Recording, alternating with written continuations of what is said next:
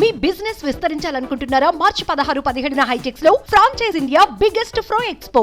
ఇతర సీఎంలను ఓడించి గెలిచిన వాడిని 2028లో నేనే సీఎం అంటూ కామారెడ్డి ఎమ్మెల్యే చేసిన కామెంట్స్ రాష్ట్ర రాజకీయాల్లో హాట్ టాపిక్ అయ్యాయి. 2028 నాటికి తెలంగాణ సీఎం నేనే అంటూ బీజేపీ ఎమ్మెల్యే ఓ రేంజ్ లో స్టేట్మెంట్ ఇచ్చారు.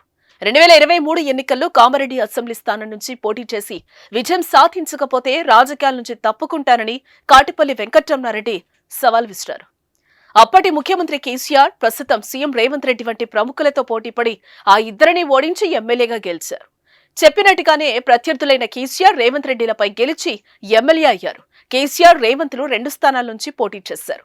కామారెడ్డిలో ఈ ఇరువురు నాయకులు ఓడిపోయిన 2వ స్థానం నుంచి గెలిచిన విషయం తెలిసిందే.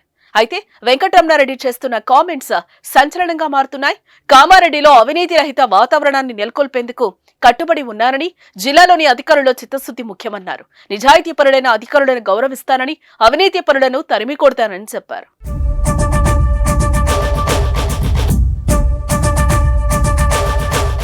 తాజాగా వెంకటరమణారెడ్డి సీఎం రేవంత్ రెడ్డి, ప్రభుత్వ సలహాదారు షబ్బీర్ అలీపై తీవ్ర స్థాయిలో మండిపడ్డారు.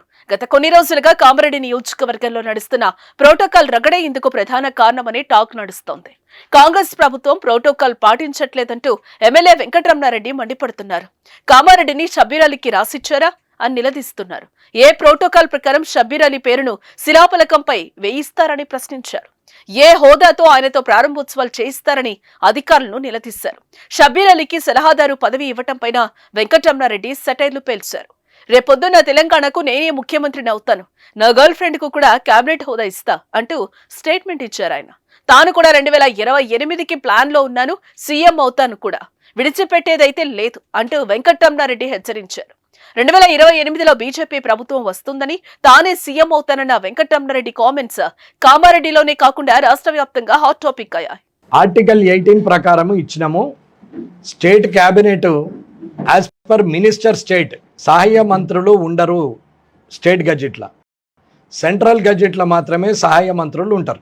జీవో నంబర్ 116 ఓన్లీ ఆయనకు అలాట్మెంట్ చేసింది వచ్చింది ఆర్టికల్ 18 అన్న. ఆర్టికల్ 18 చదివి చెప్పండి అన్నాం. ఆయన చదవ ఏంటంటే zilla parishad vice chairman, deputy chairman cadre, it is a non protocol. రేపొద్దునే నేను ముఖ్యమంత్రి అవుతా, నా గర్ల్ ఫ్రెండ్ కూడా నేను క్యాబినెట్ ఇస్తా. ఇయ్యచ్చా అంటే నేను కూడా తయారు చేసుకుంటా. మరి ఎందుకంటే నేను కూడా 2028కి ప్లాన్లోనే ఉన్నా. అయితే కూడా ఇడిచిపెట్టేది అయితే లేదు. ప్రెస్కే చెప్తున్నా డైరెక్ట్, ఇట్స్ అ ఛాలెంజ్. మొన్న రాజకీయ సన్యాసం తీసుకుంటాను ఎట్లన్నానో 2028లో బీజేపీ ప్రభుత్వం రాకపోతే ముఖం చూపెట్టే వాళ్ళకి అంటున్నా, పత్రికాముఖంగా చెప్తున్నా.